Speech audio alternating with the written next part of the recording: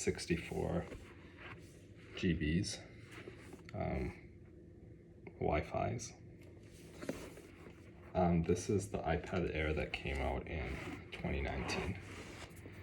The package comes with a thing to open it, it seems. Oh no, it ripped. Let me just use my hand here.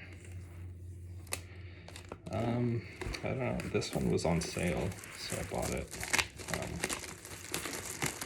I was going to get a regular iPad, but this one had a good deal. This is the box.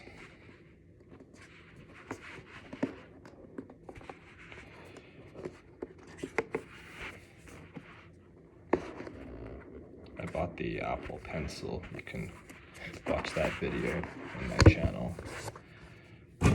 Okay, this is pretty much it. Here's the iPad.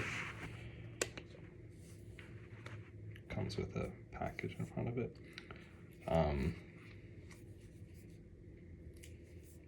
Comes with a wire. I wonder if it comes with an adapter or not. I know they removed that from the iPhone.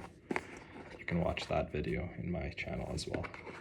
Oh no, it comes with the adapter. And this was an unboxing video for iPad Air, I believe number 3. I think it came out in 2019.